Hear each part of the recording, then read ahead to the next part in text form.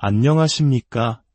삶의 깊이를 더하는 지혜와 통찰의 시간입니다. 오늘 우리는 인류의 가장 오래된 이야기 속으로 들어가 그 이야기가 오늘을 살아가는 우리 자신과 얼마나 깊이 연결되어 있는지 탐험해보고자 합니다. 이 심오한 여정을 시작하기에 앞서 오늘 나누는 이야기가 여러분의 마음에 울림을 준다면 이 빛을 주변에도 나누어 주시길 바랍니다. 하나님의 은혜가 이 말씀을 듣는 모든 분들과 함께하기를 기원합니다. 오늘 이 자리에 함께하게 되어 매우 기쁩니다. 저는 단지 어른들만을 위해 이 자리에 있는 것이 아닙니다. 청소년, 그리고 어린 자녀들과도 함께하고 있음을 기억해 주십시오. 우리가 말씀을 전할 때 여러분은 항상 우리의 마음과 생각 속에 있습니다. 우리는 여러분을 위해 간절히 기도합니다. 여러분은 제가 어릴 적 알던 세상과는 아주 다른 세상에서 자라고 있습니다.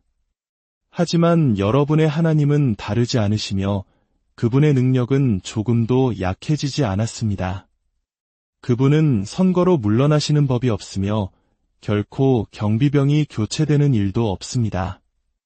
모든 세대에 걸쳐 신실하셨던 하나님은 여러분에게도 신실하실 것입니다. 그러니 여러분도 그분께 신실해야 합니다.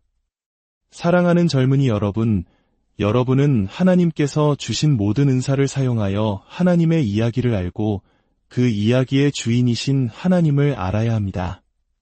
그리고 하나님에 대한 가장 위대한 계시는 과거에도 앞으로도 오직 예수 그리스도 한 분뿐이라는 사실을 알아야 합니다. 이제 우리는 창세기 2장에 나오는 한 명령에서부터 시작하려 합니다. 16절에 주어진 명령입니다. 주 하나님께서 그 사람에게 명령하여 이르시되 동산 각종 나무의 열매는 내가 임의로 먹되 선악을 알게 하는 나무의 열매는 먹지 말라. 내가 먹는 날에는 반드시 죽으리라 하시니라. 잠시 주님께 기도로 나아가겠습니다. 아버지 하나님, 이 시간을 주심에 감사드립니다. 주님의 말씀을 주심에 감사드립니다. 그리고 성령님께 감사드립니다. 부디 우리의 연약함 속에서 우리를 강하게 하시고 우리의 우둔함 속에서 우리를 비추어 주소서. 약한 자를 도우시는 주님, 친히 강함을 보여주시옵소서. 예수님의 이름으로 기도합니다. 아멘. 이제 저는 구속 역사의 한 부분에 대해 이야기하겠지만 젊은이 여러분, 제가 여러분에게 복음을 전하고 있다는 것을 이해해 주시기 바랍니다. 이야기들을 듣는 것만으로는 충분하지 않습니다. 이 말씀들이 여러분의 마음에 들어가야 하며 스스로에게 물어야 합니다. 나의 영혼은 평안한가? 나는 주님을 진정으로 아는가? 이 명령을 살펴볼 때 우리가 가장 먼저 보아야 할 몇 가지가 있습니다. 만약 여러분이 여기서 일어나는 일을 파악할 수 있다면 그것은 여러분의 신앙생활 전체에 걸쳐 큰 도움이 될 것입니다. 인간과 하나님의 관계, 그리고 하나님께 진정한 헌신을 보이는 것이 무엇을 의미하는지 이해하게 될 것입니다. 이 계명에서 우리가 가장 먼저 주목해야 할 점은 그것이 우리의 직관과 상식에 반한다는 사실입니다. 창세기 3장 6절을 보면 이렇게 기록되어 있습니다. 여자가 그 나무를 본즉 먹음직도 하고 보암직도 하고 지혜롭게 할 만큼 탐스럽기도 한 나무인지라. 아담과 하와가 그 열매를 따먹기 전 타락하기 이전에 그 나무를 보았을 때를 상상해 보십시오. 아마도 그 나무는 에덴 동산에서 가장 아름다운 나무였을지도 모릅니다.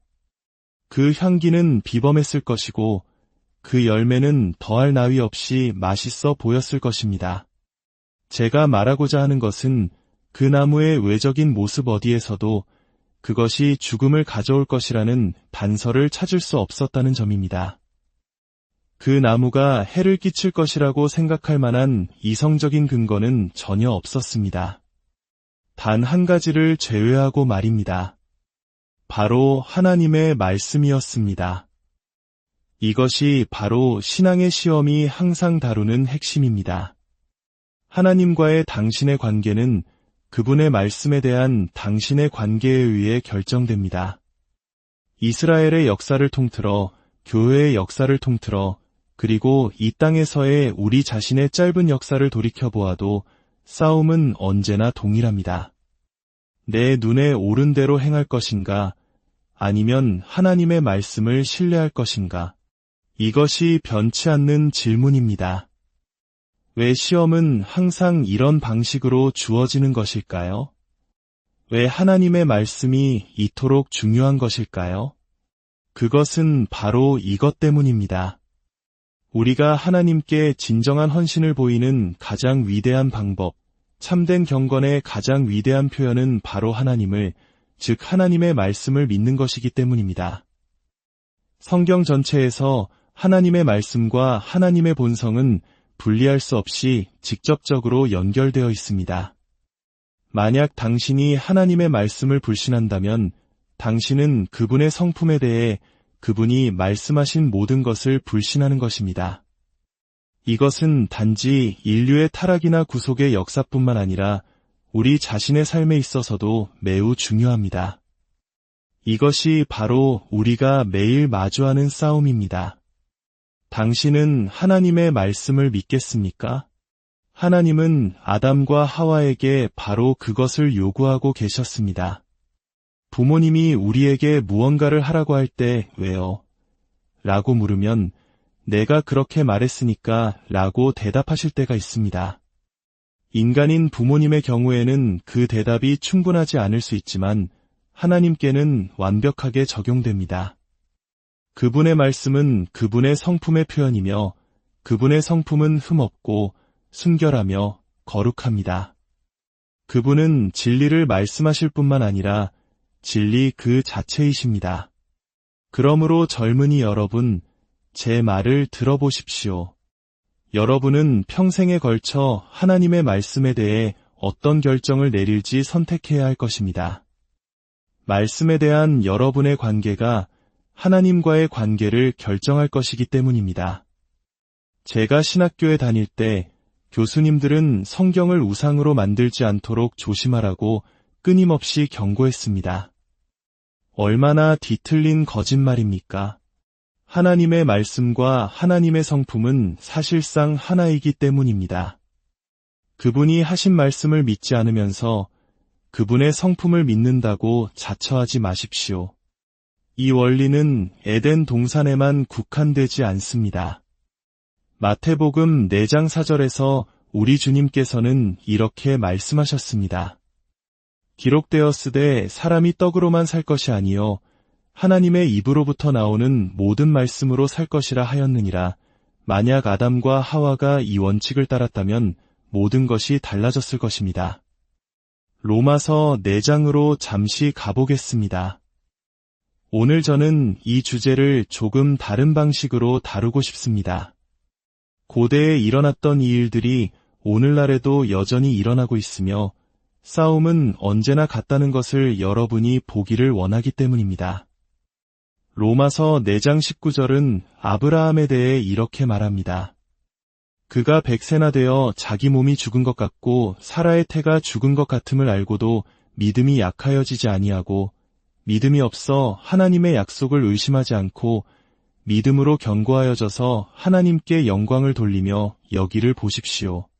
에덴 동산의 상황과 똑같습니다. 아브라함은 아담과 하와가 받았던 것과 같은 요청을 받았습니다. 아담과 하와는 나무를 보고 연구하고 검토했습니다.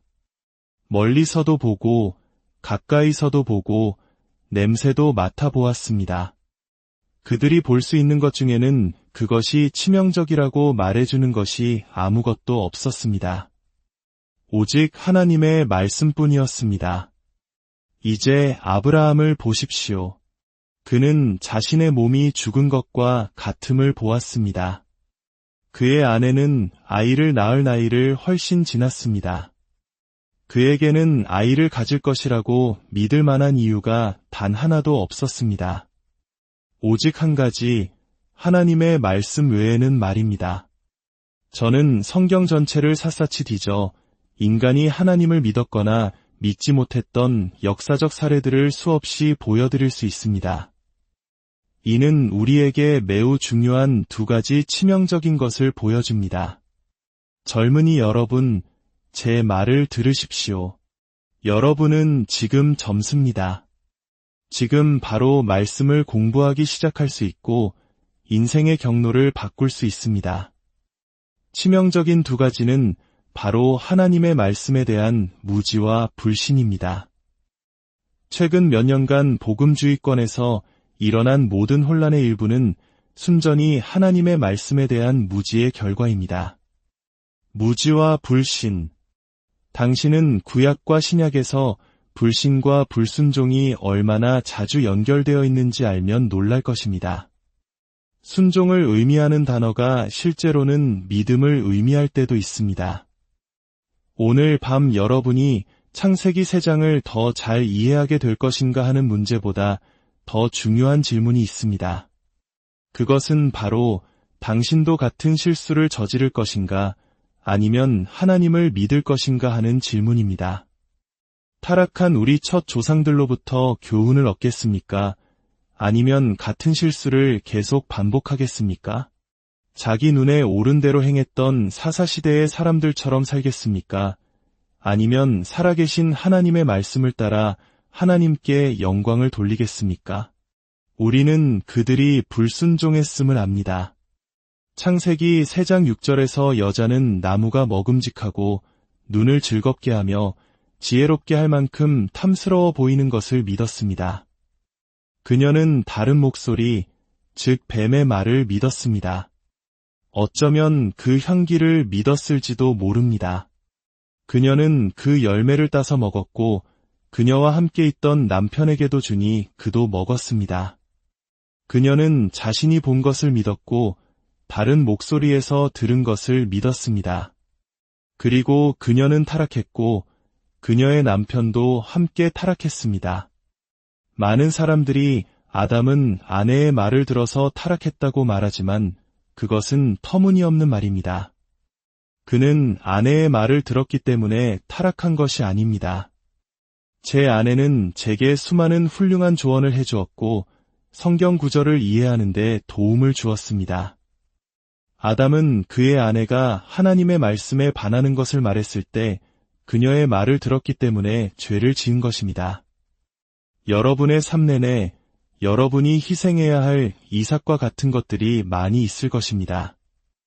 이 세상에는 수많은 목소리가 있고 그중 많은 것들이 종교적인 옷, 심지어 복음주의적인 옷을 입고 있습니다. 그들은 사탄이 했던 것과 똑같은 말을 할 것입니다. 하나님이 정말 그렇게 말씀하셨느냐? 그리고 시간이 지나면 그 입에서는 하나님은 그렇게 말씀하지 않으셨다는 말이 나올 것입니다. 여러분은 말씀을 알아야 합니다. 말씀에 대한 불순종이 왜 그토록 흉악하고 사악한 것일까요? 결국 과일 한 조각이었을 뿐인데 말입니다. 하지만 그들이 대량 학살을 저지른 것과 같다고 말한다면 어떨까요? 젊은이 여러분, 이것을 이해해야 합니다. 제가 사람들에게 그들이 죄인이라고 말할 때 그것은 그들에게 거의 영향을 미치지 못합니다. 그들은 죄를 비웃고 죄를 자랑하며 죄를 지을 새로운 방법을 궁리합니다. 왜 죄라는 단어가 더 이상 영향력을 갖지 못할까요? 그것은 그들이 누구에게 죄를 짓고 있는지 모르기 때문입니다. 그리고 이것은 대체로 설교자들의 잘못입니다. 한 나라가 멸망의 위기에 처했을 때 정치인을 쫓지 말고 설교자들을 쫓으십시오. 그들이 하나님을 알지 못하기 때문입니다. 제가 젊었을 때 열정으로 가득 찬 거리 설교자였던 시절이 기억납니다. 성경을 공부하고 싶었지만 제대로 배우지는 못했습니다. 그때 누군가 제게 R.C. 스프룰 목사님의 하나님의 거룩하심이라는 비디오를 보내주었습니다. 작은 텔레비전 화면으로 그것을 보기 시작했습니다. 처음에는 의자에 편안히 앉아 있었지만 어느새 의자 끝에 걸터앉게 되었고 곧 무릎을 꿇고 있었으며 결국에는 얼굴을 바닥에 대고 하나님께 부르짖으며 그 비디오를 보고 있었습니다. 그분은 저에게 성경의 하나님, 진짜 하나님을 소개해 주셨습니다. 그 하나님에 대한 관점은 죄에 대한 저의 관점을 바꾸었고 저 자신에 대한 관점, 구원에 대한 관점, 모든 것에 대한 관점을 바꾸었습니다. 당신이 죄를 지을 때 당신은 작은 마을의 시장에게 죄를 짓는 것이 아닙니다. 당신은 영광의 왕께 죄를 짓는 것입니다. 상상해 보십시오. 창조의 날에 아담과 하와가 거역했던 그 하나님은 행성들에게 너는 거기에, 너는 저기에 있어라고 말씀하셨고 그것들은 순종했습니다. 별들과 은하계와 태양계에 여기서 시작해서 저기까지 갔다가 다시 돌아오라고 말씀하셨고 그것들은 순종했습니다. 산들에게 솟아오르라, 계곡들에게 낮아져라고 말씀하셨고 그것들은 순종했습니다. 거대한 바다에게 이 경계까지 오고 더 이상 나아가지 말라고 말씀하셨고 바다는 그분을 경배했습니다. 그리고 나서 그분은 자신이 준 공기로 숨쉬는 두 개의 작은 먼지 같은 존재를 보시고 단 한 가지만 순종하라고 말씀하셨습니다. 그러나 그들은 싫습니다. 라고 대답했습니다. 이것이 바로 심판의 날에 창조물 자체가 일어나 하나님께서 사람들을 지옥으로 보내실 때 그분의 공의를 증언할 이유입니다. 하나님을 이해하지 못한다면 이 죄가 얼마나 흉악한지 이해할 수 없습니다. 그러니 젊은이 여러분, 잠언이 말하듯이 지혜를 얻되 무엇보다도 하나님에 대한 지혜를 얻으십시오. 그리하여 하나님을 경외하며 걷는 법을 배우게 될 것입니다. 이제 죄의 즉각적인 결과를 보십시오. 3장 7절은 그들의 눈이 밝아져 자신들이 벗은 줄을 알았다고 말합니다.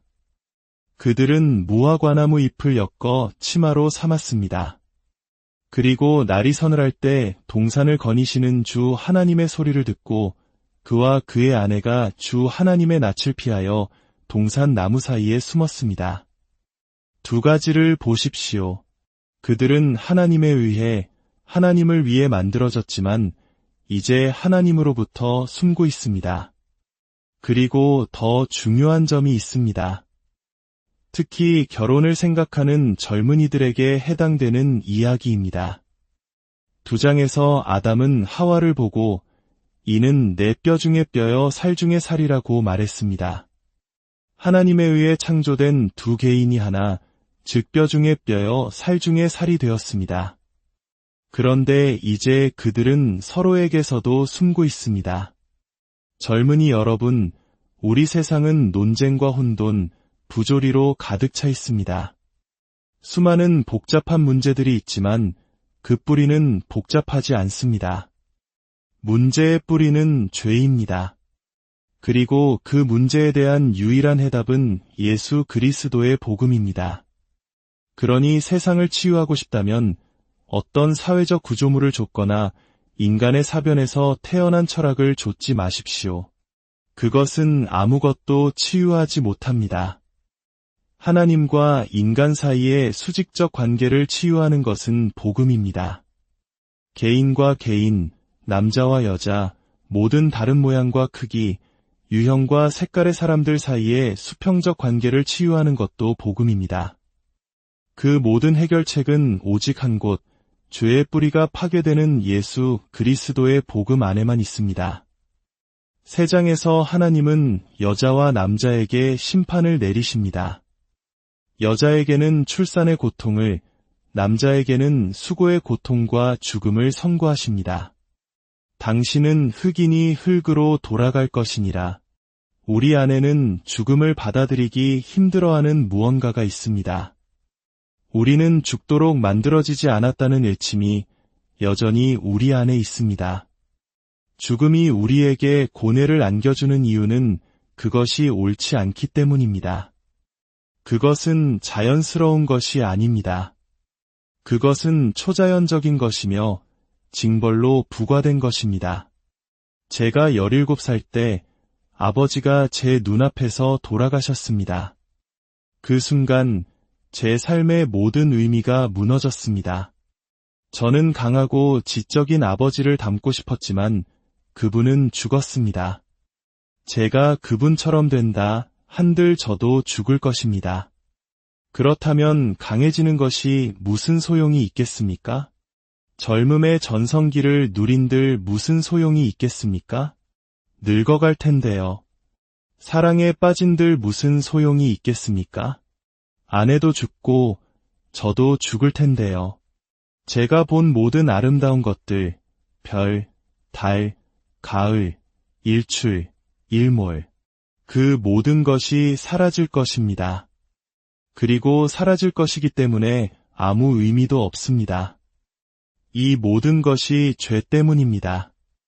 우리의 창조주와의 수직적 관계가 끊어지자 다른 모든 것이 해체되었습니다.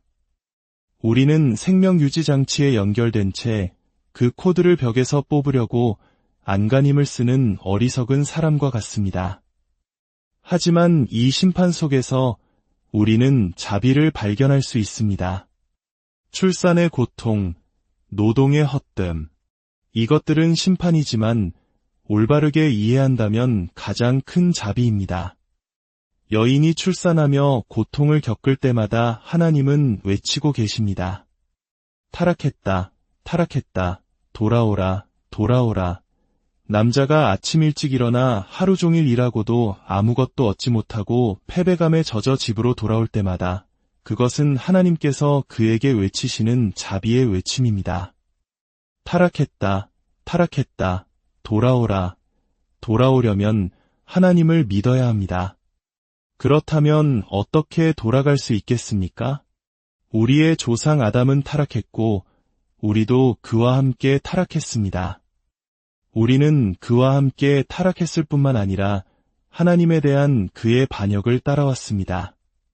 어떻게 돌아갈 수 있겠습니까? 하나님께서 뱀에게 내리신 심판 속에서 우리에게 희망을 주셨다는 사실이 얼마나 놀랍습니까? 3장 15절입니다. 내가 너로 여자와 원수가 되게 하고 내 후손도 여자의 후손과 원수가 되게 하리니 여자의 후손은 내 머리를 상하게 할 것이요 너는 그의 발꿈치를 상하게 할 것이니라. 이것은 원시복음, 즉 복음의 첫 번째 약속입니다. 하나님께서 우리의 혈통에서 우리의 뼈 중에 뼈여 살 중에 살인 한 분, 우리의 형님과도 같은 분을 보내시어 마귀의 일을 멸하시고 그의 백성을 하나님께로 다시 데려오실 것이라는 약속입니다. 구속의 이야기에는 오직 한 명의 영웅만이 있다는 것을 절대 잊지 마십시오. 바로 메시아, 그리스도, 여러분이 예수라 알고 있는 그분입니다. 그리고 21절에서는 그 오실 분과 함께 희생이 관련될 것이라는 작은 힌트를 줍니다. 주 하나님께서 아담과 그의 아내를 위하여 가죽옷을 지어 입히시니라. 그들을 덮기 위해 동물이 죽어야 했습니다. 4장으로 넘어가면 죄는 궤저처럼 퍼져나갑니다.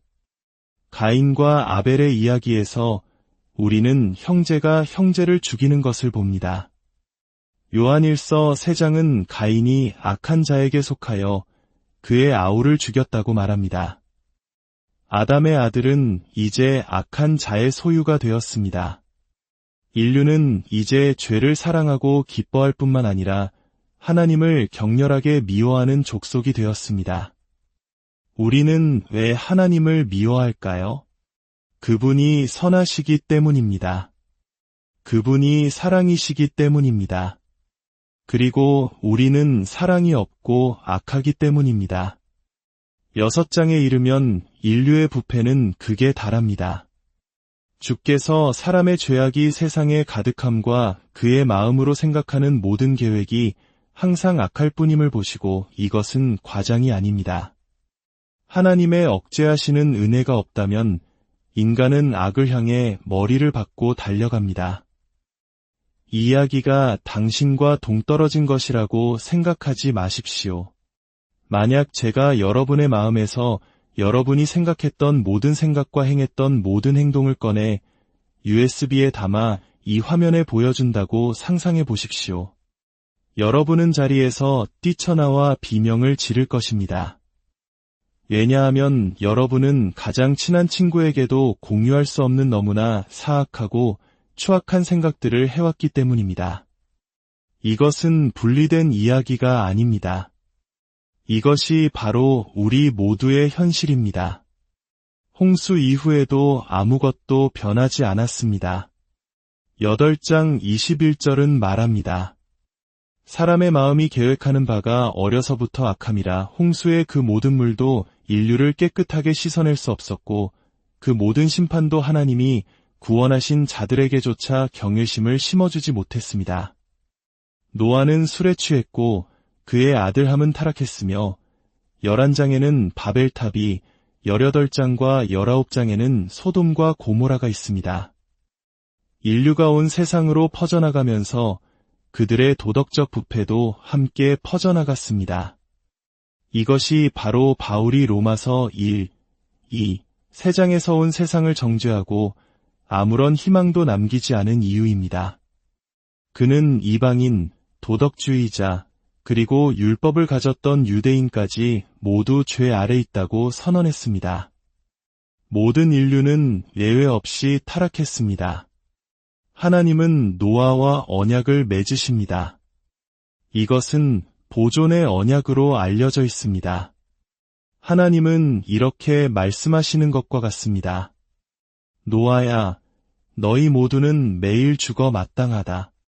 하지만 나는 나의 구속사역을 이루고 창세기 3장 15절의 약속을 성취하기 위해 이 땅을 보존할 것이다. 하나님께서 이 악한 세상을 매일 멸망시키지 않으시는 이유는 바로 이 언약 때문입니다.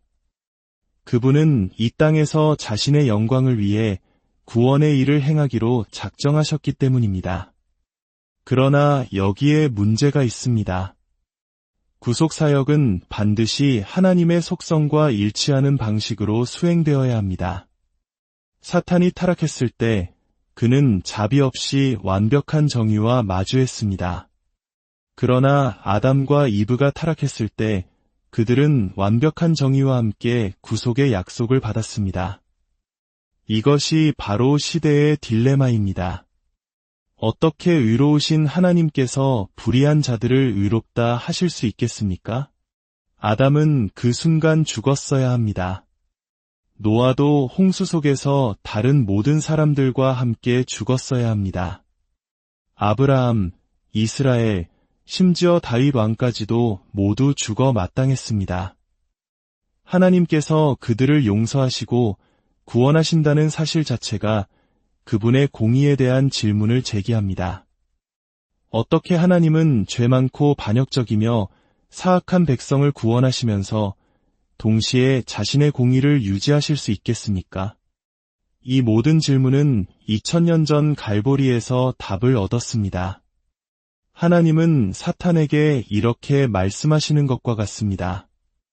내가 어떻게 타락한 첫 부모에게 희망의 약속을 줄 수 있었는지 알고 싶으냐? 내가 어떻게 죄인 노아를 구원하고 아브라함을 내 친구라 부르며 다윗을 내 아들이라 부를 수 있었는지 알고 싶으냐? 갈보리를 보라. 지금 내 아들이 그들 모두의 죄와 저주를 짊어지고 있다. 그리고 내 진노가 그에게 쏟아져 내 정의가 완전히 만족될 때까지 멈추지 않을 것이다. 로마서는 그리스도의 십자가가 하나님의 의로우심을 증명하기 위한 것이라고 말합니다. 왜 하나님이 자신의 의로움을 증명해야 했을까요? 그분이 이전에 지은 죄들을 간과하셨기 때문입니다. 아담, 노아, 아브라함, 다윗이 즉시 죽지 않았다는 사실은 하나님께서 무언가 설명해야 한다는 것을 의미합니다. 십자가에서 하나님의 모든 속성, 즉 공의와 자비가 완벽한 조화를 이루며 드러났습니다. 갈보리는 하나님에 대한 가장 위대한 계시입니다. 그곳에서 그분은 우리의 죄가 용서받게 하심으로써 자비로우심을 증명하셨고 동시에 우리의 죄를 대신 짊어진 자신의 아들을 짓밟으심으로써 의로우심을 증명하셨습니다. 하나님의 아들은 마지막 아담이시며 우리의 뼈 중에 뼈여 살 중에 살, 우리의 챔피언이십니다. 우리 인류는 의로움이 전혀 없고 행위 언약의 형벌 아래 있다는 두 가지 큰 문제가 있었습니다. 그리스도께서는 그 두 문제를 모두 해결하셨습니다. 그분은 우리를 위해 죽으심으로 형벌을 해결하셨고 우리를 위해 완벽하게 순종하며 사심으로써 우리가 결핍된 의를 해결하셨습니다. 그리고 그 의의 옷을 가장 비참한 그의 백성들에게 입혀주셨습니다. 우리는 그리스도의 행위로 구원받습니다. 사랑하는 젊은이 여러분, 이 이야기에는 오직 한 명의 영웅만이 있습니다. 그에게로 달려가십시오. 그를 붙잡을 힘이 없다면 그에게 의지하십시오. 당신의 소나기가 약하다면 그저 그분 위로 쓰러지십시오. 포기하고 넘어지고 그분께 모든 것을 맡기십시오. 그분은 세상보다 더 큰 반석이시니 당신을 붙드실 것입니다. 자신을 바로잡으려고 기다리지 마십시오. 자신을 깨끗하게 하려고 기다리지 마십시오. 그저 넘어지십시오. 하나님이 세상을 이처럼 사랑하사 독생자를 주셨으니 이는 그를 믿는 자마다 멸망하지 않고 영생을 얻게 하려 하심이라는 말씀을 믿으며 넘어지십시오. 구원은 당신이 어떤 경험을 했기 때문에 오는 것이 아닙니다. 구원은 당신이 그리스도의 말씀을 믿고 있는 자신을 발견하기 때문에 오는 것입니다. 그러니 그분의 말씀을 믿으십시오. 신뢰하십시오. 기도하겠습니다. 아버지 하나님, 주님의 말씀을 주셔서 감사합니다. 주님의 자비에 감사합니다. 만약 우리를 그리스도께로 이끌기 위해 약함이 필요하다면 그 약함조차도 감사드립니다. 예수님의 이름으로 기도합니다. 아멘. 오늘의 이야기가 여러분의 마음에 깊은 울림을 주었기를 바랍니다. 예수 그리스도의 십자가를 통해 우리에게 새 생명을 주시는 하나님의 은혜가 여러분 모두와 함께하기를 축복합니다. 이 지혜의 여정을 계속 함께하기 원하신다면 저희 채널을 구독해 주십시오. 여러분의 지지가 저희가 더 나은 콘텐츠를 만드는데